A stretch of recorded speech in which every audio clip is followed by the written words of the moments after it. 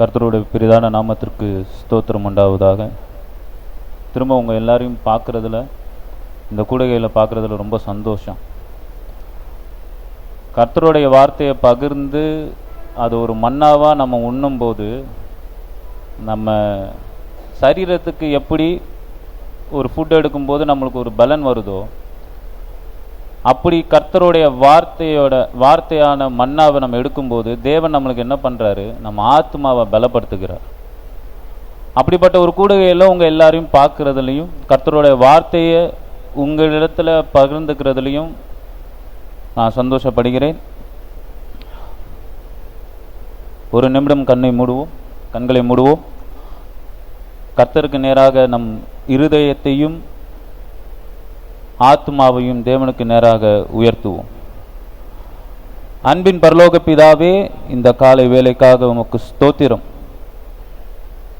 ஆவியானவர் எங்களை பலப்படுத்துகிறவரா இருக்கிறீர்.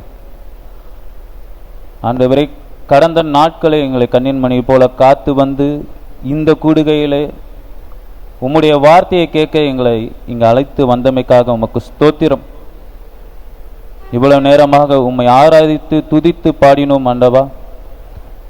அதுபோல உம்முடைய வார்த்தையை கேட்க இங்கு எங்களுடைய ஆத்துமாக்களை உமக்கு முன்பாக வைத்திருக்கிறோம். தேவ ஆவியானவர் அது உம்முடைய மன்னாவினாலே நிரப்பி திரும்பி செல்லும் பொழுது நிறைவாக செல்லும்படியாக வழி நடத்துவீராக. மீதியான நேரத்தை தேவனாகிய கர்த்தர் உன் கரங்களில் கொடுக்கிறோம், நீர் வழி நடத்துவீராக. மீட்பராம் இயேசு கிறிஸ்து மூலம் ஜெபிக்கிறோம் ஜீவனுள்ள நல்ல பிதாவே, ஆமென். அல்லேலூயா. சந்தோஷமா இருக்கு. முதல் தடவை அல்லேலூயான்னு சொல்லும்போது சத்தமா சொல்றீங்க. அல்லேலூயா. எடுத்துக்கொள்வோம் வெளிப்படுத்தின விசேஷம் 16ஆம் அதிகாரம் 15ஆம் வசனம். வெளிப்படுத்தின விசேஷம் 16ஆம் அதிகாரம் 15ஆம் வசனம்.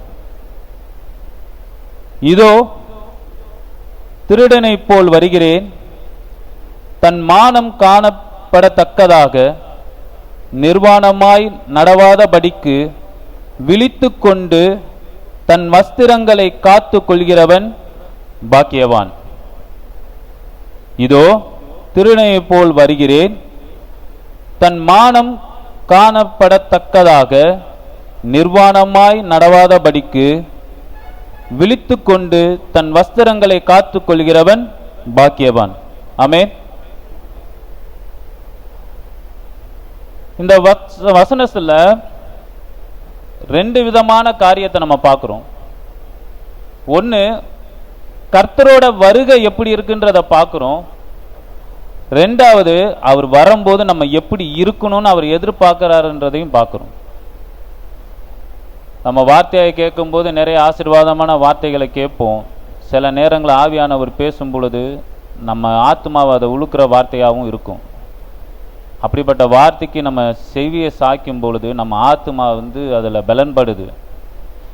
ஏன்னா கர்த்தர் சபையை உருவாக்குனது உலக ஆசீர்வாதத்துக்கு மட்டுமல்ல, மெயினாக அவர் நமக்கு கொடுக்குற ஆசீர்வாதமான பரலோக ராஜ்யத்தில் நம்ம பிரவேசிக்கணும் அப்படின்ற ஒரு விஷயத்துக்காக தான் சபை உருவாக்குனார். அதனால தான் எப்போவுமே வெளிப்படுத்தின விஷயத்தில் சொல்லும்போது அவர் ஒரு காரியத்தை சொல்லிட்டு முடிக்கும்போது சொல்லுவார், காதுள்ளவன் கேட்க கடவன். ஏன் திரும்ப திரும்ப அதை சொல்கிறாருன்னா, யாரும் இங்கே கம்பல் பண்ணுற ஆண்டவர் நம்ம ஆண்டவர் கிடையாது. தேவன் அப்படிப்பட்ட ஒரு கடவுளாக நம்மளுக்கு இல்லை. அவர் யாரையும் கம்பல் பண்ண மாட்டார். ஆனால் சொல்லுவார், உங்கள் காதுகள் கேட்கும்படி எல்லா வார்த்தையும் உங்கள் காதுகளுக்கும் உங்கள் இருதயத்துக்கும் இறங்கும்படி அவரை செய்வார். அதை யார் மனம் திறந்து தன் ஆத்மாவை அவர் காலடியில் ஊற்றி அதை கேட்க விருப்பமாக இருக்குமோ அவங்களுக்குள்ள அது போய் கிரியை செய்யும். கிரியை செய்யும் பொழுது அவர் எதை நம்மளுக்கு ஆசீர்வாதமாக கொடுக்குறாரோ அதை கண்டிப்பாக நம்ம என்ன பண்ணுவோம், ஒரு நாளில் சுதந்தரித்து கொள்வோம். அப்படிப்பட்ட நாளாக இது இருக்கட்டும். ஆவியானவர் அதை வழி நடத்துவாராக. இந்த வார்த்தையை உங்கள் ஆத்மாவை கர்த்தருடைய பாதத்தில் ஊற்றி தேவன் உங்களுக்கு கொடுக்குற இந்த வார்த்தையை உங்கள் செவிகளை திறந்து கேளுங்க. அது உங்கள் ஆத்மாவை பலப்படுத்தும். ஸோ முதலாவதாக கர்த்தர் திருடனை போல் வருகிறேன் அப்படின்றார். திருடன்றது நெகட்டிவ் பேரபிள், அதாவது நெகட்டிவ் எக்ஸாம்பிள்னு சொல்லலாம்.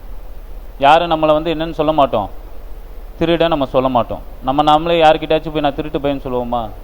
சொல்ல மாட்டோம். ஏன் கர்த்தர் அந்த வார்த்தையை யூஸ் பண்ணுறாரு அப்படின்னா, திருட மட்டும்தான் எப்போ வருவான்னு யாருக்குமே தெரியாது. பகல் வேலையில் வருவானா, நைட்டில் வருவானா, இல்லை நம்ம தூங்கிட்டு இருக்கும்போது வருவானா, இல்லை நம்ம முழிச்சிட்டு இருக்கும்போதே வருவானா தெரியாது. அந்த நாளிகை நம்மளுக்கு தெரியாது. அப்படிப்பட்ட ஒரு வருகையை தான் கர்த்தராகி ஆண்டவருடைய இரண்டாம் வருகை இருக்கும். அப்போ அப்படிப்பட்ட ஒரு நேரத்தில் நம்ம எப்படி இருக்கணுன்ற ஒரு எதிர்பார்ப்பையும் அவர் சொல்றார். உங்கள் மானம் காணப்படத்தக்கதாக நிர்வாணமாய் நடவாதபடிக்கு. அப்படின்னா என்ன அர்த்தம்? நம்ம மானம், நம்ம ஜென்ரலாக சொல்கிற வார்த்தை, உலகப்பிரமாக நம்ம சொல்கிற வார்த்தை, ட்ரெஸ்ஸு நம்ம போட்டுருந்தால் நம்ம மானத்தை நம்ம என்ன பண்ணுறோம்? காப்பாற்றிக்கிறோம் அப்படின்றது உலகத்தில் எல்லாரும் சொல்கிற வார்த்தை, நம்மளுக்கு புரிஞ்சுக்கிற வார்த்தை, ஜென்ரலாக யூஸ் பண்ணுற வார்த்தை. கர்த்தர் எந்த வார்த்தையை சொல்கிறதா இருந்தாலும் அதை ஒரு ஆவிக்குரிய அர்த்தத்தோடு தான் சொல்லுவார். எந்த இடத்துலையும் இயேசு கிறிஸ்து உலகத்தோட ஆசீர்வாதத்தை பற்றி பேசும்போது, உலக காரியத்தை பற்றி பேசும் பொழுது அதை நேரடியாக எடுத்துக்கிறவங்களுக்கு அந்த ஊமை புரியலை அப்படின்னு நான் சொல்லுவார். ஏன்னா யாருக்கு அது வெளிப்படணும்னு இருக்கோ அவங்களுக்கு தான் அந்த ஊமையோட அர்த்தம் புரியும்னு சொல்லுவார். அப்போ ஒரு வார்த்தை நேரடியாக சொல்லும்போது நேரடி அர்த்தம் கிடையாது, கர்த்தர் ஆவிக்குரிய அர்த்தத்தோடு தான் சொல்லுவார். அதை ஆராய்ந்து பார்க்கறதுக்கு நம்ம ஆத்மா ரெடியாக இருக்கணும். அப்போ நம்ம மானத்தை காணாதபடிக்கு அப்படின்றார். நம்ம மானம் வெளியே போகாமல் நம்ம பார்த்துக்கணுன்னா நம்ம ட்ரெஸ்ஸை போட்டுக்கணுன்றது உலக வழக்கம். அப்போ நம்ம மானன்றது எதை சொல்கிறார் அப்படின்னா, நம்ம ஆத்மாவை சொல்கிறார். அது எப்போ நிர்வாணமாகும்? பாவன்ற ஒரு விஷயம் நம்மளுக்குள்ளே வரும் பொழுது என்ன ஆகும்? நம்மளோட ஆத்மா நிர்வாணப்படும். அப்போ அது நிர்வாணப்படுதுன்னா என்ன அர்த்தம்? நம்ம மேலே இருக்க வஸ்திரம் கலைஞ்சு போச்சுன்னு அர்த்தம். நம்ம உலகத்தில் ஒரு வழக்கம் இருக்குல்ல, ஊரே அம்மனமாக போகும்போது நீ மட்டும் என்ன ட்ரெஸ்ஸை போட்டு போகிறேன்னு கேட்பாங்க. ஏன்னா உலகம் சொல்கிற அறிவுரை ப்ராக்டிக்கல் நாலேஜுன்னுவாங்க, செய்கிற தப்பை சரின்னு சொல்லுவாங்க. ஆனால் கர்த்தர் அந்த ட்ரெஸ்ஸு போகிற பசங்களை தான் தேடுறாரு, குழந்தைகளை தான் தேடுறாரு. அப்போ நீங்கள் இந்த உலகம் போகிற போக்கில் போகிறீங்களா, இல்லை நான் உங்களுக்கு கொடுக்குற வஸ்திரத்தை நீங்கள் காத்து கொண்டு நான் வர்ற வரைக்கும் அதை வச்சுருக்கீங்களா, நான் வரும்போது அந்த வஸ்திரத்தோடு இருக்கிறீங்களான்னு கேட்குறாரு. இதில் நம்ம உலகத்தை சார்ந்து போகிறோமா, இல்லை கர்த்தர் கொடுத்த வஸ்திரத்தை வச்சுக்கிட்டு அந்த நிர்வாணம், அந்த பாவன்ற ஒரு விஷயத்துக்குள்ளே விழுகாமல் அவர் வருகையில் அவரோட நம்ம பரலோகத்துக்கு போகமான்னு தான் ஆவியானவர் இன்னைக்கு நம்ம இடத்துல கேட்டுட்டு இருக்காரு. இது உங்கள் இடத்துல கேட்குறாருன்னு இல்லை, நம்ம இடத்துல என்னையும் சேர்த்து தான். ஏன்னா பிரசவம் பண்ணுறவங்களும் அவங்க ஆத்மா அந்த வசனத்தை கேட்கணும். ஏன்னா பேசுகிறவர் ஆவியானவர், மனுஷன் கிடையாது. அப்போ அப்படி இருக்கும் பொழுது நம்ம வஸ்திரத்தை எவ்வளோ பாதுகாப்பாக இது பண்ணணும். வஸ்திரம்னா என்ன? அதே வெளிப்படுத்துகிற விசேஷம் 19ஆம் அதிகாரம் 8வது வசனம். வெளிப்படுத்தின விசேஷம் 19ஆம் அதிகாரம் 8ஆம் வசனம். சுத்தமும் பிரகாசமுமான மெல்லிய வஸ்திரம் தரித்து கொள்ளும்படி அவளுக்கு அளிக்கப்பட்டது. அந்த மெல்லிய வஸ்திரம் பரிசுத்தவான்களுடைய நீதிகளே. இந்த வசனத்தை நம்ம நிறைய வாட்டி கேட்டிருப்போம். ஒரே வசனம்தான், ஆனால் ஒவ்வொருத்தர் படிக்கும்போது ஒவ்வொரு வெளிப்பாடு அவங்களுக்கு வரும். அதனால தான் இன்னும் 2000 வருஷமாக நம்மளோட பைபிள் வாழ்ந்துட்டுருக்கு. இப்போ நான் சொல்கிற வசனத்துலேயும் இதில் படிக்கிற அந்த வசனத்தினாலேயோ எனக்கு ஒரு வெளிப்பாடு கிடைக்கிதுன்னா ஆவியானவர் உங்களுக்கு ஒரு வெளிப்பாடை கொடுப்பார். அப்போ கர்த்தருடைய நீதின்றது, பரிசுத்தவான்களோட நீதின்றது என்னது? கர்த்தரோட நீதியாக மாறுது. கர்த்தர் எதை நீதியாக நினைக்கிறாரு? நிறைய காரியங்களை சொல்லலாம், ஆனால் இயேசு கிறிஸ்துவே அவர் சொன்ன ஒரு காரியம், இதை தான் நீதி, இது செஞ்சால் மட்டும்தான் நீங்கள் வர முடியுன்றத மத்தேயு எழுதிய சுவிசேஷம் அதிகாரம் 7:21. மத்தேயு எழுதிய சுவிசேஷம் அதிகாரம் 7:21. பரலோகத்தில் இருக்கிற என் பிதாவின் சித்தத்தின்படி செய்கிறவனே பரலோக ராஜ்யத்தில் பிரவேசிப்பானானேல் அல்லாமல் என்னை நோக்கி கர்த்தாவே கர்த்தாவே என்று சொல்கிறவன் அதில் பிரவேசிப்பதில்லை. அப்ப அவரோட நீதின்றதை எதை சொல்றாரு? பரலோகத்தில் இருக்கிற பிதாவோட சித்தத்தை யார் செய்யறாங்களோ அதுதான் என்னப்படுதா? நீதியா என்னப்படுது. பரிசுத்தவான்னு ஒருத்தரை பத்தி நம்ம எப்போ சொல்லுவோம்? உலகத்தோட நீதியை கேட்டு நடக்கிறவங்களை பார்த்து நம்ம சொல்லுவோமா? ஏன்னா அவங்கள நம்ம ஜட்ஜுன்னு சொல்லுவோம். ஒரு விஷயத்துக்கு தீர்ப்பு கொடுக்குறாங்க, உலகத்தோட நீதிபடி அவங்க தீர்ப்பு கொடுக்குறாங்கன்னா அவங்க பேர் என்ன? ஜட்ஜு, நீதிபதி. அதுவே கர்த்தருடைய நீதியை கேட்டு அதுபடி தன் வாழ்க்கையை நடத்தி அதுபடி மற்றவங்களுக்கு எல்லா காரியமும் செஞ்சு தன்னோட ஆத்மாவுக்கு தேவையான காரியம் செய்யறவங்கள தான் நம்ம என்ன சொல்லுவோம்? பரிசுத்தவான் அப்படின்னு சொல்லுவோம். அந்த பரிசுத்தன்ற வார்த்தை எதை இது பண்ணுது? அவங்க அந்த உலகத்தை விட்டு தன்னை டிட்டாச் பண்ணிக்கிட்டு தன்னை ஒதுக்கிட்டு கர்த்தரோடு சஞ்சரித்து வாழ்ற வாழ்க்கையை தான் நம்ம என்னன்னு சொல்லுவோம்? பரிசுத்தமான வாழ்க்கை. அப்படி வாழ்றவங்கள தான் நம்ம என்னன்னு சொல்லுவோம்? பரிசுத்தவான்கள் சொல்லுவோம். அப்ப பரிசுத்தவான்களோட நீதின்றது என்ன? மேல இருக்கிற பிதா, நம்மளோட தேவனாகிய ஆண்டவராகிய பிதா என்ன சொல்றாரோ அதை செய்யறவங்க தான் பரிசுத்தவான்கள் சொல்லுவோம். அந்த நீதியை பின்பற்றதை தான் பரிசுத்தவான்களோட நீதின்னு சொல்லுவோம். அதை தான் இயேசு கிறிஸ்து ஆனவர் இந்த இடத்துல மத்தேயு 7ஆம் அதிகாரத்துல சொல்றாரு. என்னை நோக்கி கர்த்தாவே கர்த்தாவே கூப்பிடு. யாரை பத்தி அவர் சொல்றாரு? நான் உங்களை பத்தி தான் பேசிட்டு இருக்கிறேன் கர்த்தாவே, எப்பவுமே உங்களை பத்தி தான் பேசுறேன், உங்களுடைய வசனத்தை தான் நான் யாரு கேட்டாலும் சொல்றேன், உங்களோட வார்த்தையை மட்டும்தான், உங்களுடைய நாமத்தை மட்டும்தான் சொல்றேன். அப்படி இருக்கும்போது எனக்கு தெரியாதுன்னு எப்படி நீங்க சொல்லுவீங்க? எனக்கு அது தேவையில்லை. என் நாமத்தை நீ சொல்லலாம். இயேசு கிறிஸ்து சொல்றது அதுதான். என் நாமத்தை நீ சொல்லலாம், என் நாமத்தினாலே நீங்க அதிசயங்கள் செய்யலாம், என்ன வேணா செய்யலாம். ஆனா நீங்க செய்யற ஒவ்வொரு காரியத்திலையும் பரலோக தேவனாகிய பிதாவோட விருப்பம் இருக்கா? அவர் விருப்பம் இல்லாம நீங்க ஒரு காரியத்தை செய்றீங்களா? அது என்ன சார்ந்த விஷயமா இருந்தாலும் சரி, ஆவிக்குரிய வாழ்க்கையில நீங்க என் பேரை சொல்ல செய்யற காரியமா இருந்தாலும் சரி, அது பிதாவோட சித்தத்தின்படி இல்லைன்னா அது நீதியே எண்ணப்படாது. அப்ப அந்த நீதி இல்லைன்னா உங்களுக்கு வஸ்திரம் இல்லைன்னு அர்த்தம். வஸ்திரம் இல்லைன்னா நீங்க பரலோக ராஜ்யத்துக்குள்ள வர முடியாதுன்னு அர்த்தம். அப்ப அவரோட நீதியை நம்ம வாழ்க்கையில வச்சிருக்கோமா? அந்த வஸ்திரத்தை நம்ம பிடிச்சிருக்கோமான்றத நம்மளோட அன்றாட வாழ்க்கையில கர்த்தருடைய வசனத்தை வச்சு நம்மளை நிதானிச்சு பார்க்கணும். அது நம்ம வாழ்க்கையில நம்ம நிதானிச்சு பார்க்கும் பொழுது அவர் நமக்கு கொடுக்குற அந்த ஆசீர்வாதமான பரலோக ராஜ்யத்துக்குள்ள நம்ம போவோமா இல்லையான்றத நாமளே சொல்லுவோம். இன்னைக்கு அதை கேட்கும் பொழுது யாரா இருந்தாலும் நம்மளுக்கு ஒரு அது என்ன சொல்றது உறுதிப்பாடு இல்லை. நான் கண்டிப்பா போவேன்ற உறுதிப்பாடு இல்லை. இப்போ ஒரு பையன் நல்லா படிக்கிறான், எக்ஸாம் எழுதுறான், ஒழுங்கா படிக்காதவனை கேட்டா உறுதியா ஒரு வார்த்தை சொல்லுவான். என்ன சொல்லுவான்? நான் பாஸ் ஆக மாட்டேன். அதே மாதிரி நல்லா படித்தவன் என்ன சொல்லுவான்? நான் சென்டம் எடுத்துருவேன். ஆனால் இந்த படிச்சும் படிக்காம எனக்கு அந்த சப்ஜெக்ட்ல அரையும் குறையுமா இருக்கிறவங்க என்ன சொல்லுவாங்க? பாஸ் ஆகணும்னு தெரியாது, பாஸ் ஆகலாம், பை சான்ஸ் ஃபெயில் ஆகலாம். இதுல எந்த ஸ்டாண்டர்ட்ல நம்ம இருக்கோம்? ஏன்னா பாவமே பண்ணிட்டு இருக்கவனை பத்தி கர்த்தர் கேட்கவே இல்லை. பாவம் பண்ணிட்டு இருக்கவனுக்கு அவனுக்கு தெரியும். நீங்க நல்லா அந்த கொலை பாதகம் செய்யறவங்களெல்லாம் கேட்டு பாருங்க, என்ன வாழ்க்கை நம்ம வாழ்ந்துட்டு போகணும் தான் இருக்கிற வரைக்கும், நான்லாம் மேலே போவனாவே தெரியாது அப்படின்வாங்க. ஓப்பனாகவே அந்த ஸ்டேட்மெண்ட் சொல்லுவாங்க. அதுவே கர்த்தருக்குள்ள வாழ்ற அந்த பரிசுத்தவான்களை கேளுங்க, அவன் நிச்சயமா சொல்லுவாங்க, நான் பரலோகத்துக்கு போவேன், ஏன்னா என் வாழ்க்கை அவருக்கு நேராக இருக்கு. ஆனா வசனத்தையும் நான் படிப்பேன், இந்த உலகத்தில் உள்ள காரியத்தையும் குறித்து நான் இருப்பேன், அதுக்கும் நான் கவலைப்படுவேன். வசனத்தோடையும் போறவங்களை கேளுங்க, அவங்க தான் பாதி பேர் என்ன பண்ண மாட்டோம், உறுதியாக கை தூக்க மாட்டோம், நான் போவேனா இல்லையான்னு. ஏன்னா நம்ம அந்த ரேஞ்சில் தான் இருக்கிறோம்.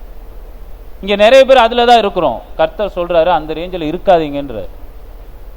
உங்களுக்கு முடிவு இந்த உலகத்தில் கண்டிப்பாக உண்டு. யாருமே இந்த உலகத்தில் இருக்கிறது எல்லாத்தையும் கொண்டு போகிறது கிடையாது. சமீபத்தில் நான் பார்த்த வரைக்கும் நிறைய பேர், நான் பார்த்த வரைக்கும் 1-2 எங்கள் சொந்தத்திலே அப்படி ஒன்று நடந்தது. இன்னொரு நியூஸ் கேட்கும்போது 100 கோடி ரூபா சொத்து சேர்த்து வச்ச ஒரு நபர், அவரோட பையன் மேட்ச் பார்க்க போயிருக்கான், அந்த கூட்ட நெரிசலில் மிதிப்பட்டு இறந்ததுக்கப்புறம் அவர் அழுகிறாரு, இந்த சொத்தை வச்சு நான் என்ன பண்ண போறேன்னு. அப்போ எதுவுமே நிலை கிடையாது. இறந்ததுக்கப்புறம் நம்ம ஆத்மா பரலோகத்துக்கு போகிறதா நிலையான வாழ்வுன்னு நம்ம பைபிள் சொல்லுது. அந்த நிலையான வாழ்வை நோக்கி நம்ம போகிறோமான்றதை தான் இங்கே நம்ம பார்க்கணும். அப்போ அதுக்கு போகணும்னா கர்த்தருடைய நீதிக்குள்ளே நம்ம இருக்கணும். அவர் கொடுக்குற அந்த வஸ்திரத்தை நம்ம என்ன பண்ணணும், கெட்டியமாக பிடிச்சிக்கணும், அதுபடி வாழணும். வாழ்ந்தால் மட்டும்தான் போக முடியும். இங்கே நான் அந்த வஸ்திரத்தோடு இருக்கிறேனா, நாம் அந்த வஸ்திரத்தோடு இருக்கிறோமா? ஆண்டவர் எனக்கு கொடுத்த ரட்சிப்பின் வஸ்திரத்தை நான் வச்சிருக்கேனா? அவர் எனக்கு கொடுத்த அந்த அழைப்பின் வஸ்திரத்தை வச்சிருக்கேனா? அந்த அழைப்புல நிற்கிறேனா? அவர் எனக்கு கொடுக்குற அந்த நீதியின்படி நான் நிற்கிறேனா? நம்மளே என்ன பண்ணணும், சுய பரிசோதனை பண்ணி பார்க்கணும். நம்ம கேட்கும்போது சில வார்த்தைகள் வசனங்கள் நம்மளை சென்று அடையாது. ஏன்னா இது நம்ம உலக வாழ்க்கையிலேருந்து தனியாக இருக்கிறதுனால சென்று நம்மள்கிட்ட வராது, நம்மளை சேராது. ஏண்டா இதை கேட்குறோன்னு இருக்கும். அப்படி ஒரு நிலைமையில நீங்கள் இருந்தாலோ அந்த நிலைமை கர்த்தரை விட்டு நீங்கள் வெகு தூரம் போயிட்டீங்கிறதுக்கு உண்டான அடையாளமாக தான் இருக்கும். ஏன்னா ஒரு நடிகர் பேசுகிறத நம்ம கேட்குறதுக்கு ரெடியாக இருக்கும், அரசியல்வாதி பேசுகிறத கேட்குறதுக்கு ரெடியாக இருக்கும். நம்மளை சுற்றி இருக்கிறவங்க குறை பேசுகிறத கேட்கறதுக்கு நம்ம ஆத்மா ரெடியாக இருக்குது. ஆனால் கர்த்தருடைய சத்தியத்தை கேட்கும்போது நம்ம ஆத்மா ரெடியாக இல்லை அப்படின்னா நமக்கு ஐயோ தான்.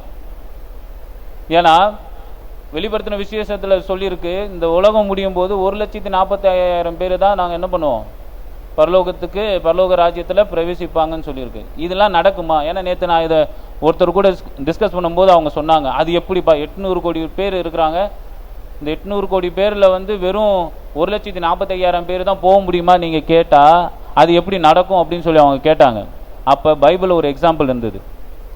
நோவா காலத்தில் அதுதான் இந்த உலகம் உருவாகி முதலாவது அழிவை சந்திக்குது. குறைஞ்சது உலகம் உருவாகி 2000 வருஷத்துக்கு அப்புறம் தான் இந்த உலகம் அழியுதுன்னு வச்சுப்போம். குறைஞ்சது ஒரு 1 கோடி பேராச்சும் இருந்திருக்க மாட்டாங்களா? ஒரு சின்ன கால்குலேஷன் தான், 1 கோடி பேர். அந்த 1 கோடி பேரில் எத்தனை பேர் படகுக்குள்ளே ஏறினாங்க? எத்தனை பேர் ஏறினாங்க? எத்தனை பேர்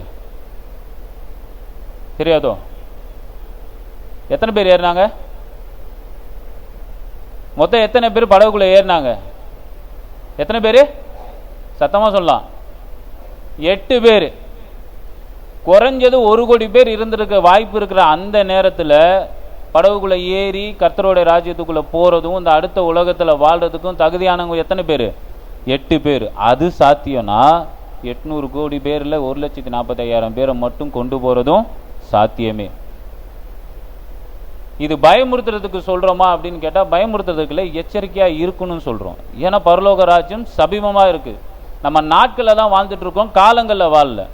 எப்போ வேணா இயேசு கிறிஸ்து இங்கே வர்றதுக்கு வாய்ப்பு இருக்கு. திருடனை போல எப்போ வேணா அவர் வரலாம், நம்ம நினையாத நாளிகளில் வரலாம். ஆனால் அப்படி இருக்கிற சமயத்தில் நம்ம போறதுக்கு ரெடியா இருக்கிறோமா? சாட்சி எப்பவுமே பைபிளை கொடுத்துக்கிட்டே தான் இருப்பார். கர்த்தராகிய ஆண்டவர் அதை கொடுத்துக்கிட்டே தான் இருப்பார். நம்ம தான் அதை கவனிக்க தவறுறோம். அதை ஒரு கதையாக படிச்சுட்டு போகிறோமே தவிர நம்மளுக்கு இருக்கிற எச்சரிப்பாக நம்ம என்றைக்குமே எடுத்துக்கிறது கிடையாது. ஏன்னா இயேசு கிறிஸ்து சொல்லியிருக்காரு, கடைசி காலத்தில் யார் காலத்தில் நடந்த மாதிரியே நடக்கும்னாரு, நோவா காலத்தில் நடந்த மாதிரியே நடக்கும்னாரு. அப்போ என்ன அர்த்தம்? நோவா காலத்தில் 8 பேர் போன மாதிரியே கர்த்தருக்கு நேராக அவரோட பரிசுத்தத்தில் யார் வாராங்களோ அவங்கள மட்டும்தான் நான் கூட்டு போகின்றதான் அதோட அர்த்தமே. நம்ம அந்த கூட்டத்தில் இருப்போமான்றதை நம்ம பார்க்கணும். உலகத்தோடு எல்லாரோடும் சேர்ந்து நம்ம அழிஞ்சு இந்த உலகத்திலே இருக்க போறோமா, இல்லை நரகத்துக்கு போக போறோமா, இல்லை அந்த 8 பேர் மாதிரி கர்த்தருடைய வார்த்தையும் அவருடைய நீதியும் கேட்டு நடந்து நம்ம பரலோகத்துக்கு போக போறோமான்றதை தான் நம்மளோட கவனம் இருக்கணும். நம்ம ஆத்மாவை அதுக்கு நேராக தான் இது பண்ணணும். ஊமைகளை சொல்லி என்னைக்குமே கர்த்தராக இயேசு கிறிஸ்து நம்மளுக்கு என்ன பண்ணுவார்? ஊமைகளை சொல்லியே எல்லா காரியத்தையும் விவரிப்பார், ஆவிக்குரிய வாழ்க்கையும் சரி. அப்படி ஒரு ஊமையை பார்ப்போம். மத்தேயு சுவிசேஷம் அதிகாரம் 22 1-7. மத்தேயு எழுதிய சுவிசேஷம் அதிகாரம் 22 1-7 வசனம். இந்த காரியத்தை நான் சொல்றேன், எல்லாரும் இந்த ஓமையை கேட்டிருப்பீங்க. கேட்காதவங்களுக்கு ஷார்ட்டாகவே சொல்றேன், வீட்டுக்கு போய் இந்த வசனத்தை படிங்க. ஊமை வழியாக இயேசு கிறிஸ்து பேச ஆரம்பிக்கிறாரு. அப்போ சொல்றாரு, பரலோக ராஜ்யம் ஒரு திருமணத்திற்கு, அந்த 2வது இது பாருங்க, தன் குமாரன் கல்யாணம் செய்த ஒரு ராஜாவுக்கு ஒப்பாய் இருக்கிறதுன்னு ஆரம்பிக்கிறார். ஸோ இந்த திருமண காரியத்தை பற்றி சொல்லும்போது அழைப்புகள் எல்லாருக்கும் கொடுக்கப்பட்டது. அழைப்பு பெற்றவர்கள் இது பிரிவு. ஸோ அழைப்பு பெற்றவர்கள் நிறைய பேர், அவங்க எல்லாரும் வரணும்னு சொல்லிட்டு திருமணத்துக்கு உண்டான எல்லா ஏற்பாடையும் அந்த ராஜா செய்கிறார். அப்படி செஞ்சுட்டு அவங்க வருவாங்கன்னு சொல்லிட்டு காத்திருக்கும் போது அவங்க யாரும் வரல. வராதப்போ அதுக்கு என்ன காரணம் சொல்லி விசாரிக்க அனுப்பும்போது அவங்க சொல்ற காரணங்களாம் பாருங்க. 5வது வசனம், அழைக்கப்பட்டவர்களோ அதை அசட்டை பண்ணி ஒருவன் தன் வயலுக்கும் ஒருவன் தன் வியாபாரத்துக்கும் போய்விட்டார்கள். மற்றவர்கள் அவன் ஊழியக்காரரை பிடித்து அவமானப்படுத்தி கொலை செய்தார்கள். ஸோ விசாரிக்க போனவங்க கிட்ட பதில் சொன்னவங்க ஒரு குரூப்பு. என்ன பதில் சொல்றாங்க? நான் வயலில் எனக்கு வேலை இருக்குது, என் வியாபாரத்தில் எனக்கு அந்த நாள் எனக்கு ஒரு வியாபாரம் இருக்குது, அதனால அதுக்கு நான் போகிறேன் அப்படின்னு சொல்லிட்டு போகிறவங்க ஒரு குரூப்பு. இன்னொருத்தவங்க என்ன பண்ணாங்க, எனக்கு நீ அட்வைஸ் பண்ணுறியா, என்னை வர சொல்கிறியா, என்னால் வர முடியாது, எனக்கே நீ அறிவுரை சொல்கிறியான்னு சொல்லிட்டு வந்தவனை கொலை செய்கிற குரூப் ஒன்று. ஸோ இந்த 2 குரூப்பில் எதில் நம்ம இருக்கிறோன்னு பார்க்கணும். ஃபஸ்ட்டு சொல்லும்போது அவர் வயல் வியாபாரம் சொல்கிறதெல்லாம் ஒரு ஊமை தான். உலகத்து சம்பந்தப்பட்ட காரியத்தில் நாட்டம் உள்ளவர்களை அதுக்கு ஒப்பாக கொடுக்கலாம். நீங்கள் திருமணத்துக்கு வாங்கன்னு சொல்கிறது எதுக்குன்னா பரலோக ராஜ்யத்துக்குள்ளே பிரவேசிங்கன்னு சொல்கிறது தான். அதுக்கு ராஜாவாகிய தேவனாகிய கர்த்தர் நம்ம கிட்ட அழைப்பு விடுக்கும் பொழுது, நம்மளுக்கு அழைக்கப்பட்டவளா இருக்கும் பொழுது, நம்ம அந்த நேரங்களில் எனக்கு இந்த உலக காரியத்தை சம்மந்தப்பட்டதுக்கு தான் எனக்கு முக்கியம். நம்ம போகும்போது ஃபார் எக்ஸாம்பிள் சொல்லணும்னா, சண்டே சர்வீஸுக்கு வரதே சில பேர் அந்த நேரத்தில் தான் தன்னோட வேலை படிப்பு எல்லாத்தையும் கொண்டு சேர்ப்பாங்க. சண்டே சர்வீஸை சீரியஸாகவே எடுத்துக்கிறது கிடையாது. எல்லா மாதமும் எல்லா சண்டேயும் நடக்கிற சர்வீஸ் இந்த ஒரு வாரம் போனால் என்ன, நம்ம போகாத சண்டையை பார்த்து கர்த்தர் வந்துட்டாருன்னா என்ன பண்ணுறது? அப்போ இந்த சண்டே சர்வீஸை நம்ம பெருசாகவே எடுத்துக்கிறது இல்லை. அதுக்கு சொல்கிற காரியங்கள் நியாயமான காரியங்கள், உலகத்துக்கு தான் நியாயம், கர்த்தருக்கு கிடையாது, தேவனுக்கு கிடையாது. என்ன நியாயமான காரணம் சொல்லுவோம்? அன்றைக்கி ஓட்டி பார்க்க சொன்னாங்க, நான் போய் பார்க்குறேன், பார்த்தே ஆகணும், இல்லைனா என் வேலை பிரச்சனையாகிடும். என் பசங்களுக்கு டியூஷன் இருக்குது, அந்த டைமில் ஏதாச்சும் ஒரு கிளாஸ் இருக்கும், இதுக்கு போனால் தான் என் பசங்க அதில் சைன் பண்ண முடியும். அது உலகத்தை பொறுத்த வரைக்கும் கரெக்டான விஷயம், நல்லது தானே பேசுகிறாங்க. ஆனால் அந்த நேரத்தில் நம்ம யாரோட அழைப்பை அசட்டை பண்ணுறோம்? கர்த்தரோட அழைப்பை அசட்டை பண்ணுறோம். அப்போ கர்த்தர் நம்ம பட்சத்தில் இருக்கும் பொழுது நம்மளுக்கு ஒரு நன்மையும் குறைபடாது, நம்ம வசனத்தை சொல்கிறோமே. அப்போ கர்த்தர் பட்சத்தில் நம்ம இல்லாதப்போ நம்மளுக்கு நன்மை குறைபடுமா குறைபடாதா? குறைபடுமா குறைபடாதா? குறைபடும். அப்புறம் நம்ம என்னதான் கிளாஸுக்கு போய் உக்காந்தாலும் சரி, என்னதான் வேலை பார்த்தாலும் சரி, அந்த இடத்துல நம்மளுக்கு ஒரு நன்மை சேராது. நம்ம வேணா காப்பாற்றிக்கலாம், காப்பாற்றிக்கிட்டோம்னு நினைச்சோம், காலம் ஃபுல்லாக அதுக்காக காப்பாற்றிட்டு இருக்க முடியுமா? நம்மை காக்கிறவர் யாரு? நம்மளை காக்கிறவர் யாரு? தேவனாகிய கர்த்தரே. அவர் தான் நம்மளை காப்பாற்றுறார், அவர் தான் நம்மளை காக்கிறார். நம்ம வேலை நம்ம ரோட்டில் போகும்போது நம்மளை காக்கிறது கிடையாது, நம்ம படிப்பு நம்ம ரோட்டில் நடவாகும் போது காக்கிறது இல்லை, நம்ம உட்காரும் போது அது காக்கிறது இல்லை, தூங்கும் போது நம்மளை காக்கிறது இல்லை.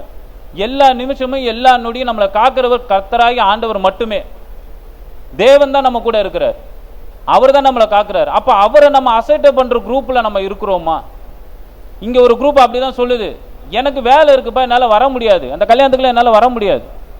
அப்படிப்பட்ட குரூப்பில் நம்ம இருக்கிறோமா? இன்னைக்கு எத்தனை பேர் உங்கள் வீட்டில் உள்ள நபர்களை, அது குழந்தையா இருக்கலாம், இல்லை வயதுக்கு வந்த பிள்ளைகளாக இருக்கலாம், இல்லை உங்கள் பார்ட்னராக இருக்கலாம், யாரை வேணா இருக்கலாம், நீங்கள் சர்ச்சுக்கு வாங்கன்னு சொல்லும்போது அவங்க ஏதோ ஒரு காரணத்தை சொல்லி போயிட்டாங்கன்ட்டு நீங்கள் எத்தனை பேர் அப்படி விட்டுட்டு வந்திருக்கீங்க? யோசிங்க. இந்த வார்த்தை உங்களுக்கு நேராக தான் வருது. அப்படி விட்டுட்டு வந்திருக்கீங்க அப்படின்னா அவங்களோட அசட்டைத்தனத்துக்கு நீங்களும் துணை போறீங்கன்னு அர்த்தம். கண்டிஷன் இருக்கணும், கர்த்தரோட காரியத்தில் கண்டிஷன் இருக்கும், அதுதான் அவருக்கு நீதியாக எண்ணப்படும். அப்படி நீங்க வரும்பொழுது தான் கர்த்தருடைய கல்யாணத்தில் நீங்க பிரவேசிக்க முடியும். இப்படிப்பட்டவங்களை என்ன ஆயிடுச்சு, அந்த கல்யாணத்தில் பிரவேசிக்க முடியல, பரலோக ராஜ்யத்தில் பிரவேசிக்க முடியல. ரெண்டாவது குரூப் என்ன பண்ணும்? வரும், இல்லைன்னா வர்றவங்களை பார்க்கும், ஆனால் அவங்க பேசுகிற காது கொடுத்து கூட கேட்காது. கர்த்தருடைய வார்த்தையை உங்ககிட்ட ஒருத்தர் சொல்கிறாங்க, வீட்டில் உங்களோட வீட்டு பக்கத்தில் இருக்கவங்க, இல்லை உங்கள் சர்ச்சை சேர்ந்தவங்க, சபையை சேர்ந்தவங்க உங்ககிட்ட அந்த வார்த்தையை சொல்லும்போது அவங்கள கிண்டல் பண்ணுறதா இருக்கட்டும், இல்லை அவங்கள திட்டி அனுப்புறதா இருக்கட்டும், இது எல்லாமே இந்த வசனத்தின்படி கொலை செய்வதற்கு ஈக்குவலான ஒரு விஷயமா போகுது. நம்ம வாழ்க்கையில் அப்படி நம்மளை நோக்கி கர்த்தரோட வார்த்தை வரும்போது நம்ம அசட்டை பண்ணோமா, அப்படி சொல்கிறவங்கள நம்ம இழிவுபடுத்தணுமா நம்ம பார்க்கணும். ஸோ இங்கே ரெண்டு குரூப் இதிலே பிரியுது. ஒரு குரூப் என்னோட உலக வாழ்க்கைக்கு நேராக நான் கொண்டு போகிறேன், அது ஒன்றும் தப்பு கிடையாதுன்னு சொல்கிறது. இன்னொரு குரூப் என்ன பண்ணுது, வர இந்த கர்த்தருடைய வார்த்தையை அழைப்பை அதை என்ன பண்ணுறோம், கொண்டு வரவங்களை நம்ம அசட்டை பண்ணி அவங்கள அவமானப்படுத்துறதோ இல்லை கொலைபாதகம் மாதிரி போகிறதோ. அப்படி பண்ணவங்களுக்கு கர்த்தர் என்ன பண்ணுவார்? அடுத்த வசனம் பாருங்க, 7வது வசனத்தை. ராஜா அதை கேள்விப்பட்டு கோபம் அடைந்து தன் சேனைகளை அனுப்பி அந்த கொலைபாதகரை அழித்து அவர்கள் பட்டணத்தை சுட்டெரித்தார். அப்ப என்ன ஆகும்? கர்த்தருடைய அழைப்பை அசட்டை பண்ணும்போது இங்க உலக சம்பந்தப்பட்டு இந்த காரியத்தை சொல்றாரு. உவமைன்றது இந்த உலகத்தை சம்பந்தப்பட்ட ஒரு கொலை பண்ணுவாரு, எல்லாத்தையும் பண்ணுவாருன்னு சொல்றாங்க. இங்க ஆவிக்குரிய அர்த்தம் என்ன அப்படின்னா, அப்படி நீங்க அசட்டை பண்ணும்போது உங்களுக்குன்னு கொடுக்கப்படுற ஒரு விஷயத்த, உங்களுக்கு ஆசீர்வாதமா கர்த்தர் வச்சிருக்க விஷயத்த உங்ககிட்ட இருந்து எடுத்துருவார், சுட்டெரித்து போடுவார்னா உங்களோட வாழ்க்கை என்னவா மாறும்? கர்த்தரிடத்திலிருந்து பிரிஞ்சு இந்த உலகத்தை சார்ந்து இருக்கும் பொழுது அது ஒரு நிம்மதியான வாழ்க்கையாவோ மகிழ்ச்சியான வாழ்க்கையாவோ இருக்காது. அப்போ நம்ம வாழ்க்கையில நிம்மதியும் மகிழ்ச்சி நம்ம இழந்து இருக்கிறோம் அப்படின்னா அதுக்கு ஒரே காரணம், கர்த்தரை முன்னிறுத்தி நம்ம எந்த காரியத்தையும் செய்யாம, அவருக்கு முன்னுரிமை கொடுத்து நம்ம செய்யாம இருக்கிறது. இங்க அழைப்பு பெற்றவர்கள் நம்ம எல்லாரும் இருக்கிறோம். இங்க எத்தனை பேர் அந்த இதுல இருக்கிறோம்? நான் இன்னும் என்னோட அழைப்பை இல்லை கர்த்தர் எனக்கு கொடுக்குற அழைப்பை நான் உதாசீனப்படுத்திட்டு பேருக்கு தான் சர்ச்சுக்கு வரேன், இல்லை அதை பற்றி பேசுகிறவங்களை பற்றி நான் வெளியே கிண்டல் தான் பண்ணிட்டு இருக்கேன். இங்கே சபையில் உட்காந்துருக்கிற எல்லாரும் வந்து கர்த்தருடைய வார்த்தையை கேட்குறோமான்னு கேட்டால் அது கிடையாது. கேட்குறவங்க அதில் என்ன குறை இருக்குன்னு கூட பார்த்துட்டு போகிறோம். ஒரு விஷயத்தை நல்லா கவனிச்சுக்கோங்க. கர்த்தருடைய வார்த்தை உங்களை தேடி வரும் பொழுது அந்த வார்த்தை சொல்பவருக்கு ஆவியானவர் என்ன வெளிப்படுத்தினாரோ அதை தான் அவங்க சொல்கிறாங்க. நீங்கள் அதே வார்த்தையை படிக்கும்போது உங்களுக்கு ஒரு வெளிப்பாடு வரும். கர்த்தர் நிறைய பொக்கிஷத்தை வச்சுருக்காரு. அப்படி உங்களை நோக்கி அந்த வார்த்தை வரும்போது அதை சொல்பவர்களை நீங்கள் வந்து ஏற்றுக்காம அந்த வார்த்தையை அசட்டை பண்ணி அவங்கள வந்து நீங்கள் கிண்டலோ இதை ஏதோ ஒன்று பண்ணி நீங்கள் இருக்கிறீங்க அப்படின்னா இந்த கொலை பாதகத்துக்கு சமமான செயலை பண்ணுறோன்னு அர்த்தம். கர்த்தரோட எச்சரிப்பின் வசனமாகவே இதை எடுத்துக்கோங்க, வார்த்தையாகவே எடுத்துக்கோங்க. அப்படி நம்ம வாழ்க்கையில் யாராச்சும் பண்ணியிருக்கோமா? நம்ம பக்கத்து வீட்டில் இருக்கிறவங்க, நம்ம நலன் கருதி நம்ம கிட்ட கர்த்தருடைய வார்த்தையை பகிர்ந்துக்கிட்டவங்க, அவங்க கிட்டலாம் அப்படி நடந்துக்கிறோமா? உங்களே நீங்கள் ஆராய்ச்சி பண்ணி பாருங்க. அப்போ அந்த வஸ்திரம் இழந்தோன்னா என்ன ஆகும்? இப்படிப்பட்டவங்களுக்கு வஸ்திரம் இருக்காது. வஸ்திரம் இல்லாதவங்களுக்கு அவர் என்ன பண்ணுவேன்னு சொல்லியிருக்காரு? சுட்டெரித்து போடுவேன்னு சொல்லியிருக்காரு. அதாவது உங்களுக்கு கொடுக்கப்பட்ட ஆசீர்வாதம் ஆகிய பரலோகத்தை உங்களிடத்திலிருந்து எடுத்து போடுவேன்னு சொல்லியிருக்காரு. அப்போ அப்படிப்பட்ட அழைப்பு பெற்ற ஒரு நபரை நம்மளுக்கு எல்லாருக்கும் தெரியும். ஆதியாகமத்தில் இருக்கிறாரு யார்? ஆதாமும் ஏவாளும். அழைப்புன்றது ஆரம்பத்தில் ஆதாமுக்கும் ஏவாளுக்கும் வந்தது தான். அவங்களுக்கு வந்த அழைப்பை அவங்க அசட்டை பண்ணாங்க. எதன் நிமித்தமா? அந்த பழத்தின் நிமித்தமா. ஆதியாகமத்தில் 3ஆம் அதிகாரம் 6-7 வசனம். அந்த வசனத்தை நீங்கள் வாசிக்கும் போது ஒரு வார்த்தை ஒன்று வரும். அந்த கனியை பார்க்கும்போது ஏவாளுக்கு ஒன்று தோணுமா? அந்த கனி கண்களுக்கு நன்மையும் புசிப்புக்கு ஏற்றதுமாய் இருந்தது. நம்ம வாழ்க்கையில் நம்ம கண்ணுக்கு முன்னாடி இருக்கிற அந்த உலக காரியங்கள் நம்மளுக்கு நன்மையாகவும், இதை செஞ்சால் நம்ம வாழ்க்கையில் பெருசாக வந்துருவோன்ற ஒரு எண்ணத்தை நம்மளுக்கு கொடுக்கும். அது எடுத்து நம்ம புசிக்கும் போது பாவத்துக்கு உண்டான காரியங்களுக்குள்ளே போவோம். அப்போ நம்ம இந்த உலகத்தில் எந்த காரியத்தையும் நாடக்கூடாதான்னு கேட்டால் கண்டிப்பாக நமக்காக தான் இந்த உலகத்தை கர்த்தர் படைச்சார். தேவன் இதை தான் நமக்காக தான் படைச்சாரு. நம்ம அதில் வாசம் பண்ணணும் தான் படைச்சாரு. ஆனால் அவரோட விருப்பத்தின்படி வாசனம் பண்ணணும்னு நினைக்கிறார். அவர்கிட்ட நீங்கள் கேட்டு ஒரு காரியத்தை பண்ணும் பொழுது அது அவருக்கு பிரியமான காரியமாக இருந்ததுன்னா அந்த காரியத்தை உங்களுக்கு கொடுப்பாரு. அது அவரோட பிரியம் இல்லாமல் உங்களோட எண்ணத்துக்கு போகும்போது தான் அது என்னவா மாறுது? பாவமாக மாறுது. கனியை புசிக்க கூடாதுன்னு தேவன் சொல்லவே இல்லை. அந்த ஏதேன் தோட்டத்தில் இருக்கிற எல்லா கனியும் நீ புசின்னு தான் சொல்றாரு. புசிக்காதன்னு ஒரு கனியை கொடுக்குறாரு. அது உனக்கு நன்மை கிடையாது, உன்னை என்கிட்ட இருந்து பிரிச்சிடும்ன்றதை தான் ஏவாள் கிட்ட சொல்றாரு. ஆனா அங்க சாத்தான் வந்து பேசும் பொழுது அவன் எப்படி மாத்துறான்? அந்த கனியோட நன்மை தன்மையை காட்டுற மாதிரி அதுல இருக்கிற அந்த தீமையை விலக்கிட்டு அது நமக்கு நன்மையானதா அப்படி நம்ம மாமிசத்துக்கு அதை காட்டும் போது ஏவாள் அதை விழுந்து அதை சாப்பிடும் பொழுது பாவத்துக்குள்ள உண்டானா என்ன ஆயிடுச்சு? ஆதாமும் ஏவாளும் நிர்வாணிகளாகப்பட்டன. வஸ்திரம் கலைந்தது, நிர்வாணம் வந்தது, பாவம் வந்தது, ஆவிக்குரிய மகிமை அவளை விட்டு போனது. இன்னைக்கு நம்ம அப்படிப்பட்ட காரியத்துக்குள்ள போறோமா? எல்லா காரியத்தையும் கர்த்தர் இடத்துல நம்ம வச்சுதான் செய்யறோமா? இல்ல அந்த காரியம் எனக்கு வேணும், கர்த்தர்கிட்ட அப்புறமாட்டி கேட்டுக்கலாம், பிதாவிடத்துல அப்புறமாட்டி கேட்டுக்கலாம், தேவனிடத்துல அப்புறமாட்டி போய்க்கலாம் அப்படின்ற ஒரு எண்ணத்தை வச்சுக்கிட்டு அந்த காரியத்தை செய்யறோமா? அப்படி செய்யறோம்னா நம்ம ஏவாள் மாதிரியே தான் செஞ்சுட்டு இருக்கோம்னு அர்த்தம். நம்ம கண்ணுக்கு நல்லதுன்னு தெரிகிறது எல்லாமே நன்மையானது கிடையாது. பிள்ளைங்க கேட்குதுன்னு சொல்லிட்டு பெற்றவங்க எல்லாத்தையும் கொடுத்துட மாட்டாங்க. அவங்க கேட்கறதுல அவங்களுக்கு நன்மை இருக்கான்னு பெற்றவங்க பார்ப்பாங்க. நல்ல பேரண்டிங்ன்றதை எப்போ சொல்லுவோம் அப்படின்னா, புள்ள கேட்குறத எல்லாத்தையும் வாங்கி கொடுத்தா நல்ல பேரண்டிங்காக கேட்டால் இல்லை, நல்ல பேரண்டிங் அது கிடையாது. நல்ல பேரண்டிங் எப்போ வரும்னா, புள்ள எதை வேணால் கேட்கலாம், ஆனால் குழந்தைக்கு எது நன்மையானதோ அதை செய்கிறது தான் நல்ல பேரண்டிங். நம்மளோட தேவனாகிய ஆண்டவர் எப்படிப்பட்டவர்? நல்ல பேரண்ட். இஸ் அ குட் ஷெப்பர்டுன்னு சொல்லுவோம். அவர் தாயுமா தகப்பமாய் நமக்கு இருந்து நம்மளுக்கு எல்லாத்தையும் நன்மையானது செய்கிறவராக இருக்கிறபடினால நம்ம கேட்குறது எல்லாத்தையும் நம்ம கிட்ட கொடுக்க மாட்டார். நமக்கு எது நன்மையானதோ, எது நம்ம வாழ்க்கைக்கு தேவையானதோ, எது அவர்கிட்ட இருந்து நம்மளை பிரிக்காதோ அதை தான் கொடுப்பாரு. அப்போ அதில் இருக்கிற காரியம் என்ன? வஸ்திரத்தை இழந்து அவங்க நிர்வாகி ஆன போது அவங்க எதை இழந்தாங்க? ஏதேனை இழந்தாங்க. நம்மளுக்கு தெரிஞ்சதான் ஏதேன் தோட்டத்தை இழந்துட்டாங்கன்னு தான் இருக்கும். அதே ஆதியாகமத்தில் 3ஆம் அதிகாரம் 22ஆம் வசனத்தை பாருங்க. ஆதியாகமம் 3ஆம் அதிகாரம் 22ஆம் வசனம். யாராச்சும் ஒருத்தர் 3ஆம் அதிகாரம் 22ஆம் வசனம்.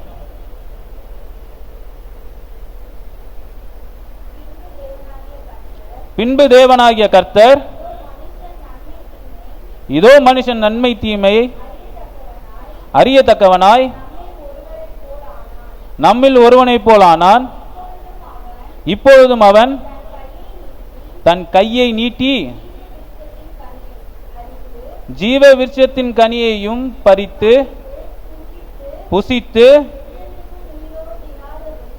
என்றென்றைக்கும் உயிரோடு இராதபடிக்கு செய்ய வேண்டும் என்று அவனை ஏதேன் தோட்டத்திலிருந்து வெளியே அனுப்பிச்சிட்டார். அவன் இந்த உலகத்துக்கு உண்டான கனியை சாப்பிட்டதுனால ஜீவ விருட்சமான கனியை அவன் புசிக்க கூடாதுன்னு முடிவு பண்ணிட்டாரு. அதுலயும் ஒரு நன்மை இருக்கு. ஏன்னா இப்ப அந்த பாவத்தோட அவன் புசிச்சானா என்ன ஆயிடும்? மரணம் வந்துரும் சொல்றாரு. ஏன்னா பரிசுத்தமான ஒரு விஷயத்தை நீங்க எடுக்கும்போது உங்களுக்குள்ள பாவன்றது இருக்கவே கூடாது. பாவம் இராதபடிக்கு நீங்க இருக்கும்போது அந்த ஜீவ விருட்சத்தை உங்களால எடுத்துக்க முடியும். ஜீவ விருட்சம் சொல்றது அந்த நித்திய ஜீவனை தான் சொல்றாரு. நித்திய ஜீவனுக்கு இன்னொரு பேர் இருக்கு, ஜீவ கிரீடம்னு இருக்கு, பரலோக ராஜ்யம்னு இருக்கு, நம்மளுக்கு கொடுக்குற நித்திய வாழ்வுன்னு இருக்கு.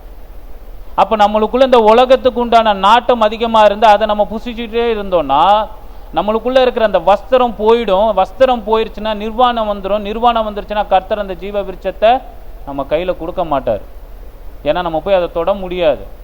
அப்ப வஸ்திரம் இல்லாம தொட்டா என்ன ஆகும்? அதே மத்தேயு அதிகாரம் எடுத்துக்கோங்க. 22 மத்தேயு எழுதிய சுவிசேஷம் 22 அதிகாரம் அடுத்து இரண்டாவது பாதி பாருங்க. 8வது வசனத்திலிருந்து 14வது வசனம் வரைக்கும். இதையும் வீட்டில் போய் படிங்க. அந்த காரியத்தை நான் உங்ககிட்ட சொல்றேன். அப்போ அவரு ராஜா என்ன பண்றாரு? 8ஆம் வசனத்திலிருந்து ஆரம்பிக்கிறாங்க. அதுல சொல்லும் போது இயேசு கிறிஸ்து சொல்றாரு, ராஜா மறுபடியும் போய் தான் ஊழியக்காரை அழைச்சு கண்ணில் யார் யாரெல்லாம் படுறாங்களோ அவங்க எல்லாரையும் வர சொல்லுங்க. அதுல ஒரு வார்த்தை அழகா இருக்கும் பாருங்க. 10வது வசனம். அந்த ஊழியக்காரர் புறப்பட்டு வழிகளிலே போய் தாங்கள் கண்ட நல்லார் பொல்லார் 2 பேர் 2 விதமான ஆட்களையும் கூட்டு வராரு. ஏன்னா இங்க ஓபன் ஆக்கப்பட்டது. தேவ ஆவியானவர் சொல்ற ஒரு விஷயம் என்னன்னா, எப்போ இயேசு கிறிஸ்து ஆனவர் சிலுவையில பலியாகி தன்னோட ரத்தத்தை சிந்தினாரோ அப்பவே அது எல்லாருக்கும் ஓப்பன் ஆக ஒரு விஷயமா மாறிடுச்சு. அது வரைக்கும் இஸ்ரவேலின் தேவனாக அறியப்பட்டவர், யாக்கோபின் தேவனாக அறியப்பட்டவர், ஆபிரகாமின் தேவனாக அறியப்பட்டவர் உலகத்தின் தேவனாக அறியப்பட போறார். உலகத்தில் உள்ள எல்லாரோட பாவத்துக்காகவும் தன்னோட ரத்தத்தை அவர் சிந்தினார். அப்படி இருக்கும்போது அது எல்லாருக்கும் ஓப்பனாக இருக்கும்போது எல்லாரையும் கூட்டு வராங்க. அது நல்லாரும் இருக்காங்க, பொல்லாரும் இருக்காங்க, தீமை செய்தவங்க இருக்காங்க, நன்மை செய்தவங்க இருக்காங்க. இங்க அது பிரச்சனை கிடையாது. 11வது வசனத்துல பார்க்கும்போது அவங்க எல்லாரையும் பார்க்கறதுக்கு ராஜா வராரு. ராஜா பார்க்கும் பொழுது அதுல அவங்களுக்கு என்ன இருக்கு? வஸ்திரம் இல்லாம கல்யாண வஸ்திரம், அது குறிப்பிட்ட அந்த வார்த்தை சொல்றாங்க பாருங்க. கல்யாண வஸ்திரம் இல்லாதவர்களை பார்த்து, தோழரே ஏன் வஸ்திரம் இல்லாம இருக்கிறீங்க அப்படின்னு கேட்கும் போது அவங்க கிட்ட பதில் இல்லை. நான் போயிடுவேன், இப்ப நான் பாவம் பண்ணிடுவேன், எல்லாத்தையும் பண்ணிடுவேன், சர்ச்சுக்கு போறதுனால நான் பரலோகத்துக்கு ராஜ்யத்துக்கு போயிடுவேன்ட்டு என்னோட வஸ்திரம் இல்லாம நான் போனா, தேவனோட நீதின்ற வஸ்திரம் என்கிட்ட இல்லாம நான் போனா கர்த்தர் ஏத்துப்பாருன்னு நினைச்சா அது கிடையாது. அவர் கேட்கும் போது பதில் இருக்கணும். பதில் இல்லை. ஏன்னா நம்ம பாவம் பண்ணிட்டோம், நம்மளுக்கு தெரியும், நிர்வாணமா தான் இருக்கும், பாவத்தை தான் பண்ணிட்டோம், நம்மளுக்கு தெரியும். அவர்கிட்ட அதை சொல்ல முடியாது. சொல்லாம அமைதியா இருந்தா அவர் என்ன பண்றாரு? தான் ஊழியக்காரரை அழைத்து கைகளையும் கால்களையும் கட்டி எதுக்குள்ள போட சொல்ற? இருளிலே தூக்கி போடுங்கன்றார். அப்போ வஸ்திரம் இல்லாம நம்மளால அங்க போக முடியுமா? வெறும் வசன வாசிப்பும் கர்த்தருடைய வார்த்தையை மட்டும் சொல்லி, கர்த்தருடைய பேரை மட்டும் சொல்லி, ஊருக்கு நான் என்ன கிறிஸ்தவனா காத்திக்கிட்டு தேவனுக்கு நேராக இருக்கிற ஒரு நபரா காட்டி, எனக்கு உள்ளார்ந்த மனுஷன், எனக்குள்ள இருக்க அந்த ஆத்துமா தேவனுக்கு நேரா இல்லைன்னா எனக்குள்ள வஸ்திரம் இல்லைன்னு அர்த்தம். வஸ்திரம் இல்லை அப்படின்னா ராஜாவாகிய கர்த்தராகிய ஆண்டவர் நம்மளை பரலோகத்துல பிரவேசிக்க விட மாட்டாரு. ஃபில்ட்ரேஷன் இப்படிதான் நடக்கும். அந்த 1,45,000 பேர் இப்படிதான் ஃபில்டர் நடக்கும். நான் பேசிட்டா போயிடுவேன், கர்த்தரை பத்தியே பேசிட்டு இருந்தா நான் போயிடுவேன் கிடையாது. அது ஒரு பார்ட். அது ஒருத்தன் பாஸ் ஆகிறதுக்கு ட்ரை பண்றான், ஃபெயில் ஆகிற பையனை பாஸ் பண்றதுக்கு ட்ரை பண்ணுவோம். அவன் பாஸ் பண்ணிட்டான்னா அடுத்த எக்ஸாம்ல இன்னும் மார்க் ஹையஸ்டா எடுக்கணும்னு ட்ரை பண்ணுவோம். அது எது வரைக்கும் போகும்? அவனை 100 வரைக்கும் எடுக்கிறதுக்கு அவனை முயற்சி பண்றது வரைக்கும் போகும். அப்ப 100 கிட்ட போக போக எது எதெல்லாம் மாறும்? அவன் கிட்ட இருக்க மேஜரான ஃபால்ட்டுன்றது, அவன் பண்ண மேஜரான தப்புன்றது அவன் ஃபெயில் ஆகி பாஸ் ஆகும்போது சரியாயிடும். அதுக்கப்புறம் அவன்கிட்ட இருக்கிற கொஞ்சம் ஃபால்ட்டு, அது என்ன மீதியா இருக்கு, அதை கொஞ்சம் கம்மி பண்ண அவனோட மார்க் 80க்கு போகும். அவன்கிட்ட இருக்க சின்ன சின்ன தப்பு எது எதெல்லாம் அவன் மிஸ் பண்றான் அப்படின்றத பார்த்து அந்த குழந்தைய நம்ம ஒரு டீச்சர் அதை முயற்சி பண்ணி அந்த சின்ன சின்ன மிஸ்டேக்கை கரெக்ட் பண்ணும்போது அவனோட மார்க் 80லேருந்து 100க்கு மாறும். அப்ப நீங்க கர்த்தருக்குள்ள உங்க பாவத்துல இருந்து விடுபட்டு நீங்க உள்ள ரட்சிப்பின் அஸ்திரத்தை நம்ம போடும்போது, நம்ம ஞானஸ்தானம் பெறும்போது அது முதல் ஸ்டெப்பு. ஃபெயில் ஆகிறதுலேருந்து நம்ம என்ன பண்ணியிருக்கோம்? பாஸ் பண்ணுறதுக்கு உள்ளே வந்திருக்கோம். ஆனால் அதுவே நம்மளோட குவாலிட்டி கிடையாது. பரலோகத்துக்கு போகிறதுக்கு 100% வேணும். அதுக்கப்புறம் ஆவியானவர் நம்ம கூட பேசி நம்மளோட இருக்கிற தப்பு என்னென்னலாம் குறைகள் இருக்கோ அதை ஃபில்டர் பண்ணிக்கிட்டே வருவார். ஃபில்டர் பண்ணும்போது 80%க்கு மாறுவோம். 80%க்கு வரும்போது இன்னும் நுணுக்கமான விஷயங்கள், கெட்ட வார்த்தை பேசுறது தப்பு நம்ம நினைப்போம், ஆனால் ஆவிக்குரிய வார்த்தைகளை தவிர்த்து நம்ம பேசுறதே கெட்ட வார்த்தைன்னு பைபிள் சொல்லுது. அப்போ அது அந்த நுணுக்கம் சின்னதாக இருக்கிற அந்த பாயிண்ட்டு, அந்த கரையை எடுக்கிறதுக்கு கர்த்தர் நம்மளை உருவாக்குவார். அப்படி நம்மளுக்குள்ள இருக்க அந்த சின்ன சின்ன தப்பையும் சரி பண்ணி தனக்கு ஏற்ற ஒரு மகனாக மாற்றும் போது நம்மளுக்கு 100% வரும். 100% வரும்போது பரலோக ராஜ்யத்துக்கு உள்ளே போகிறதுக்கு நம்மளுக்கு என்ன இருக்கும்? தகுதி இருக்கும். அப்போ இப்போ நான் அதில் எந்த கேட்டகரியில் இருக்கேன்? என்னோட ரட்சிப்பு ஆரம்ப நிலையிலேயே நான் இருக்கிறேன்னா, இல்லை என்னோட நிலையை நான் மாற்றிக்கிட்டே உயர்த்திக்கிட்டே வந்துட்டு இருக்கிறேனான்றதை நம்ம ஆராய்ந்து பார்த்துக்கிட்டு இருக்க வேண்டிய சமயம் இது. ஏன்னா எப்போ வேணால் பரலோக ராஜ்யம் வரலாம். அப்போ அப்பேற்பட்ட ஒரு நிலையில் நம்ம இருக்கிறோமா? இன்னைக்கு இந்த வார்த்தையை ஆவியானவர் நம்ம கிட்ட கொண்டு வரதுக்கு காரணம், அப்பேற்பட்ட ஒரு நிலைக்கு நம்ம வரணும்னு அவர் ஆசைப்படுறாரு. யாரையும் விடுறதுக்கு அவர் ஆசைப்படலை. எப்படி ஒருத்தரை கம்பல் பண்றதுக்கு அவர் விருப்பப்படலையோ அதே மாதிரி யாரையும் தள்ளி விடுறதுக்கும் அவர் விருப்பப்படலை. எல்லாரும் வரணுன்றது தான் அவரோட ஆசை. அப்போ பைபிளில் இருக்கிறபடி 1,45,000 பேரை தாண்டி உள்ள பிரவேசிக்கிறது வாய்ப்பு இருக்கா? வாய்ப்பு இருக்கு. நினிவே பட்டணத்தை அழிப்பன்னு தானே சொன்னார்.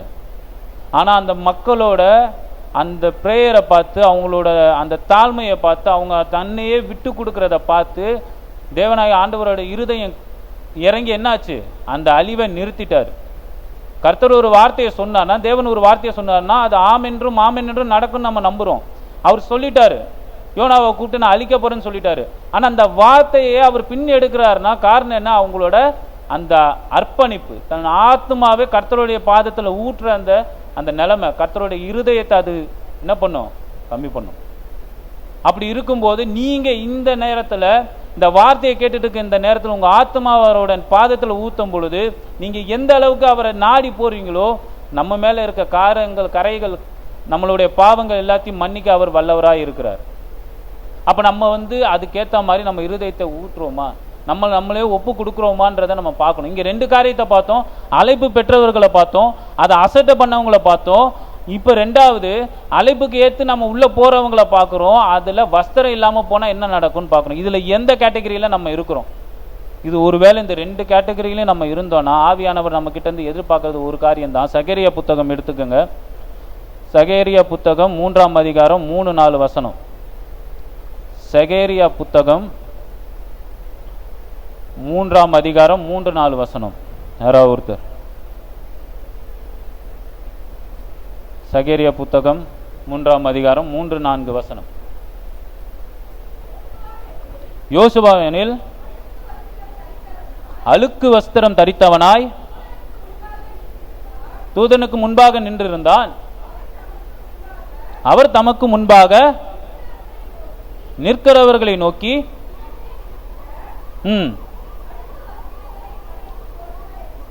அழுக்கு வஸ்திரங்களை கலைத்து போடுங்கள் என்றார்.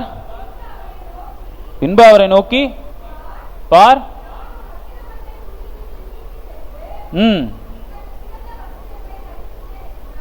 உனக்கு சிறந்த வஸ்திரத்தை தரிப்பித்தேன் என்றார். அதுக்கு இணையான இன்னொரு வசனமும் வாசிங்க, எடுத்துக்கோங்க பேரலா. லூக்கா எழுதிய சுவிசேஷம் 15ஆம் அதிகாரம் 22ஆம் வசனம். லூக்கா எழுதிய சுவிசேஷம் 15ஆம் அதிகாரம் 22ஆம் வசனம் படிங்க. அப்பொழுது தகப்பன் தன் ஊழியக்காரரை நோக்கி, நீ உயர்ந்த வஸ்திரத்தை கொண்டு வந்து இவனுக்கு உடுத்தி இவன் கைக்கு மோதிரத்தையும்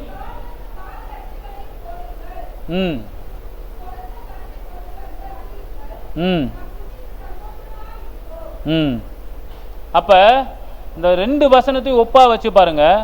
ஆவியானவர் எப்படி வெளிப்படுத்துறாரு பாருங்க. யோசுவா கிட்ட கரை இருக்கிற அந்த வஸ்திரத்தை போட்டு நிற்கும் போது கரையை அவர் எதுக்கு ஒப்பிடுறாரு? பாவத்துக்கு ஒப்பிடுறாரு. உன்னோட பாவத்தை நான் நீக்கி உனக்கு ஒரு புது வஸ்திரத்தை கொடுக்குறேன்.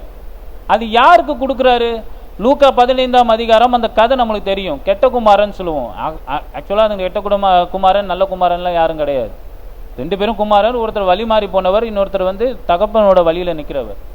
அப்போ வழிமாறி போன குமாரன் வந்து தன்னோட தப்பை உணர்ந்து தன்னை அர்ப்பணித்து தன்னோட தகப்பன் இடத்துல வந்து தன்னை தாழ்த்தி தன்னோட இருதயத்தை அவன் பாதத்தில் ஊற்றும் போது அந்த தகப்பன் சொல்றாரு, உயர்ந்த வஸ்திரத்தை கொடுங்க. எதுக்கு கொடுக்க சொல்றாரு? என் பையன் அழுக்கான ட்ரெஸ்ஸை போட்டிருக்கான், வரும்போதே ஒரு ஒரு உயர்ந்த வஸ்திரம் இல்லை, ஒரு நல்ல வஸ்திரம் போடாம வந்திருக்கான். அப்படின்னா என்ன அர்த்தம்? பாவத்தோடு அவன் வந்திருக்கான்ப்பா. பாவத்தை நினைச்சு அவன் அழுது என்கிட்ட வந்து தன்னையே ஊற்றுறான். அப்படி ஊத்துறவங்கிட்ட, தன் ஆத்மாவை ஊத்துறவங்கிட்ட நான் என்ன பண்ண போறேன்? இனிமே அந்த பாவத்தை அவன்கிட்ட வந்து எடுத்து போட்டுட்டு அவனுக்கு உயர்ந்த வஸ்திரமான ரட்சிப்பின் வஸ்திரத்தை நான் கொடுக்க போறேன்றார். அப்ப அழைப்பை நம்ம அசட்டை பண்ணி இப்ப அந்த சூழ்நிலை நம்ம இருக்கிறோமா, இல்ல அழைப்பு வந்து நம்ம அவர்கிட்ட வஸ்திரம் இல்லாம நிக்கிறோமா? அந்த சூழ்நிலை இருக்கிறவங்க கர்த்தராகிய ஆண்டவர் என்ன எதிர்பார்க்கிறாரு? நம்மளே தாழ்த்தி அவர் பாதத்துல நம்ம ஆத்மாவை ஊத்துறோமான்னு எதிர்பார்க்கிறாரு. அப்படி ஆத்மாவை ஊத்துறவங்க கிட்ட அவர் என்ன சொல்றாரு? உன்னோட பழைய வஸ்திரத்தை நான் எடுத்து போடுறேன், உனக்குள்ள இருந்த அந்த கரைகளை நான் எடுத்து போடுறேன், உன் நிர்வாணத்தை நான் எடுத்து போடுறேன், உனக்கு புது வஸ்திரம் கொடுக்குறேன், நான் ரெடியா இருக்கேன். நீ அதுக்கு ரெடியா இருக்கிறியான்னு ஆவியானவர் கேட்கிறார். இன்னைக்கு நம்ம அதுக்கு ரெடியா இருக்கிறோமா? அவர் கொடுக்குற அந்த மெல்லிய வஸ்திரத்தை வாங்குறதுக்கு நம்மளே தகுதிப்படுத்துக்கிறோமா? தகுதின்றது வந்து உலகத்துக்கு தான் எவ்வளோ ஹை ஸ்டாண்டர்டுக்கு போகிறீங்களோ அதை பொறுத்து தகுதி வரும். கர்த்தரை பொறுத்த வரைக்கும் உங்களை எவ்வளோ தூரம் அவருக்கு முன்பாக தாழ்த்துறீங்களோ அது உங்களுக்கு தகுதியை உயர்த்தும். ஆண்டவரே, என்னோட பாவத்துக்காக நான் இந்த நேரத்தில் நான் என்னை ஒப்பு கொடுக்குறேன், என் ஆத்மாவை உங்கள் கையில் ஒப்பு கொடுக்குறேன். இந்த ஆத்மா இனிமேல் எந்த கிடையாது, வாழ்வது நான் அல்ல கிறிஸ்துவேன்னு பவுல் சொன்னது போல நானும் சொல்கிறேன். என்னை பாவ காரியங்கள் எல்லாத்தையும் நான் விட்டுடுறேன், எனக்கு இருக்கிற அந்த பழைய வஸ்திரத்தை எடுத்து போடுங்க, உலகத்துக்கு உண்டான வஸ்திரத்தை எடுத்து போட்டு ஆவிக்குரிய வஸ்திரத்தை எனக்கு கொடுங்கன்னு கேட்குறவங்களுக்கு அதை தர கர்த்தராகிய ஆண்டவர் வல்லவராக இருக்கிறார். அல்லேலூயா. இன்னைக்கு அதை கேட்க நம்ம வந்து விருப்பப்படுறோமா? இது எல்லா கேட்டகரிக்கும் தான் போகும். குழந்தைங்களுக்கும் போகும், வாலிப பிள்ளைகளுக்கும் போகும், வயதானவங்களுக்கும் போகும், எல்லாத்துக்கும் போகும். நம்ம இந்த வயசுல இருக்கிறோம், நம்ம அதை கேட்கலாம். ஏன்னா நமக்கு தான் வயசு, பிதாவுக்கு அது கிடையாது, தேவனுக்கு அது கிடையாது. எந்த வயதாக இருந்தாலும் நம்ம அவர்களோட பிள்ளையாக தான் இருக்கிறோம். அப்போ நம்மளோட ஆத்மா அவர்கிட்ட ஊற்றி நம்ம பாவத்திற்காக இந்த நேரத்தில் கர்த்தராகிய ஆண்டவரே, எனக்கு நீங்கள் கொடுத்த இந்த வார்த்தைக்காக, இந்த எச்சரிப்புக்காக நன்றின்னு சொல்லி நம்ம அதை வந்து நம்ம ஆத்மாவை ஊற்ற ரெடியாக இருக்கிறோமா? ஏன்னா அவர் ரெடியாக இருக்கிறார். வெளிப்படுத்தின விசேஷம் 3ஆம் அதிகாரம் 20-22 வசனத்தை படித்தோம். நம்ம ஏற்கனவே தெரிஞ்ச ஒரு வசனம் தான். இதோ ஒருத்தர், இதோ நான் வாசற்படியில் இருந்து கதவை தட்டுகிறேன். ம் ம் ம் ம் ம் அப்ப அவரு இந்த நிமிஷம் உங்க கதவை தட்டுறாரு. அவர் சத்தத்தை கேட்க நீங்க ரெடியா இருக்கிறீங்களா? அவர் உங்ககிட்ட கொடுத்த இந்த வார்த்தையை கேட்டு அவர் சத்தத்தை உள்வாங்கி அவர் உட்பிரவேசிக்க நீங்க ரெடியா இருக்கிறீங்களா? நீங்க ரெடியா இருந்தா அவர் உள்ள வரத்துக்கு ரெடியா இருக்கார். உள்ள வந்து வாங்க, ஹாய், ஹலோ அப்படின்னு சொல்லிட்டு போறதுக்கு ரெடியா இல்லை. நம்மளோட ஒரு உறவா, நம்ம கூட இருக்கிற ஒரு நபரா, நம்ம வாழ்க்கையில நம்மளோடு இருந்து நம்மளோட உணவு உண்றதுக்கு கூட அது ரெடியா இருக்கிறார். உணவு உண்றதுக்குன்னா என்ன அர்த்தம்? கல்யாணத்துல சாப்பாடுன்னு சொல்லுவாங்கல்ல, எங்க கல்யாணம் இருந்து பரலோக ராஜ்யத்துல ஒன்னா இருக்கிறது. உங்களோட நான் இருக்குன்னு ஆசைப்படுறேன். என் சத்தத்தை கேட்க நீங்க ரெடியா இருக்கிறீங்களா? இன்னைக்கு உங்களை நோக்கி வந்த கர்த்தருடைய வார்த்தை, நம்மளை நோக்கி வந்த அந்த கர்த்தருடைய வார்த்தையை உள்ள வாங்கி கர்த்தருடைய சத்தத்துக்கு நம்ம செவி கொடுக்க ஆயத்தமா இருக்கிறோமா? இந்த வசனமும் முடியும் போது ஒரு வார்த்தை சொல்லுவார், கேட்க காதுள்ளவன் கேட்க கடவன். நீங்க உங்களுக்கு ஆவிக்குரிய காதுகள் இருந்தா இருக்கு அப்படின்னு நீங்க நம்புனீங்கன்னா உங்க ஆத்மாவை ஊட்டணும். ஆவியானவர் உங்ககிட்ட பேசியிருக்கார். ஆசீர்வாதத்தை குறித்து எப்போ வேணா உங்களுக்கு வசனம் வரும். ஏன்னா நம்ம ஒரு விஷயத்த மனசுல வச்சுக்கிட்டு ஒரு வசனத்தை படிக்கும்போது அது ஆசீர்வாதத்துக்கு உண்டான வசனமா வரும். ஆனா நம்ம எதிர்பார்க்காத வசனம் நம்ம தேடி வரும் பொழுது அது கர்த்தருடைய வார்த்தையா தான் இருக்கும். இன்னைக்கு நான் இந்த வசனத்தை எதிர்பார்த்து வரல, இப்படிப்பட்ட வார்த்தை என்னை வந்து சேருன்றதை நான் எதிர்பார்த்து வரல, ஆனா இப்படி ஒரு வார்த்தை என்னை நோக்கி வருதுன்னா இந்த வார்த்தை தான் பிதாவின் சித்தமாவே இருக்கு. பிதாவின் சித்தமா இருக்கிற வார்த்தை தான் பிதாவின் நீதியாக மாறுது. பிதாவின் நீதியாக மாறதான் பரிசுத்தவான்களோட நீதியா மாறுது. பரிசுத்தவான்கள் நீதி தான் வஸ்திரமா மாறுது. வஸ்திரம் இருந்தா பரலோக ராஜ்யத்துக்கு நம்ம பிரவேசிக்க முடியும். அப்ப நம்ம பரலோக ராஜ்யத்துக்கு போறதுக்கு அந்த வஸ்திரத்தை உடுத்த நம்ம தயாராக இருக்கோமான்னு நம்மளே சுய பரிசோதனை பண்ணுவோம். நம்ம ஆத்மாவை ஊற்றுவோம், கர்த்தரோடு சஞ்சரித்திருப்போம், அவர்கிட்ட கேட்போம். குறைகளை நீக்கிற தேவன் அவர், குறைகளை பார்க்குற தேவன் கிடையாது, ரத்தத்தை கேட்குற தேவன் கிடையாது. நமக்காக என்ன பண்ணுவார்? ரத்தத்தை கொடுத்து நம்ம மீட்டெடுத்த தேவன். அப்படிப்பட்ட அன்பான தேவனை நம்ம வச்சுருக்கும் போது அவர்கிட்ட போய் நம்ம இந்த தப்பு பண்ணிட்டோம்னு சொல்கிறதுனால ஒன்றாக போகிறதில்ல. இப்போ நம்ம சொல்லாதனால அவருக்கு தெரியாதா? தெரியும். ஆனால் எப்போ நம்ம சொல்லுவோன்னு காத்துட்ருக்கிறார். தன் பாவத்தை அறிக்கிட்டு விட்டு விடுகிறவனே வாழ்வடைவான் வசனம் சொல்லுது. அப்போ நம்ம பரலோக வாழ்வு அடையணும் அப்படின்னா நம்ம பாவத்தை விட்டு அவர்கிட்ட நம்மளோட இருதயத்தையும் ஆத்மா ஊற்றும் பொழுது அந்த வஸ்திரம் கிடைச்சி நம்ம அவரோட திருமணத்தில் மனவாட்டியாக நம்ம போய் இருக்கும் பொழுது நம்மளுக்கு நித்திய ஜீவன் நிச்சயன்றதை நம்மளால் சொல்ல முடியும். அப்போ அடுத்த வாட்டி வரும்பொழுது நான் கேட்கும் பொழுது எத்தனை பேர் உறுதியாக சொல்கிறீங்கன்றத ஆவியானவர் பார்ப்பார். நான் ஊற்றிட்டேன்னா எனக்கு எந்த ஒரு அச்சமும் இல்லை, உலகத்துக்கு உண்டான நாட்டம் எனக்கு இல்லை, கர்த்தருடைய நாட்டம் மட்டுமே எனக்கு இருக்குது அப்படின்னு சொல்லி நான் இருக்கும் பட்சத்தில் நான் உறுதியாக கை தூக்கலாம். நான் சொல்வது உங்களையும் சேர்த்து தான் சொல்கிறேன். நான் உறுதியாக கை தூக்கலாம், நீங்கள் நினைக்கலாம் கை தூக்குவீங்கன்னு நான் நம்புகிறேன். ஆவியானவர் அதுக்காக வழி நடத்துவார். வீட்டுக்கு போங்க, வசனத்தை மறுபடியும் வாசிங்க. இந்த வார்த்தை உங்களை நோக்கி வந்திருக்கு, ஆவியானவர் பேசியிருக்காரு, அந்த வார்த்தையை அசட்டை பண்ணாதீங்க. அவர்கிட்ட ஊற்றி அந்த வசனத்தை தியானிங்க. இந்த வசனமும் வார்த்தையும் ஆவியானவர் உங்களை வழி நடத்துவாராக. ஆமென். ஹல்லேலூயா.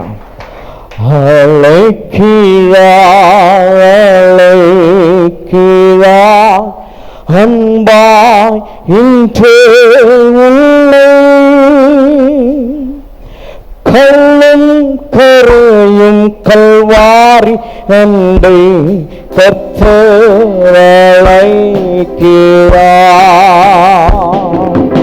அழைக்கிறா அழைக்கிறா அன்பா இன்றே உன்னை கல்லும் கரையும் கல்வாரி அண்டை கர்த்தரைக்கிறா கல்லும் கரையும் கல்வாரி அண்டை கர்த்தரைக்கிறா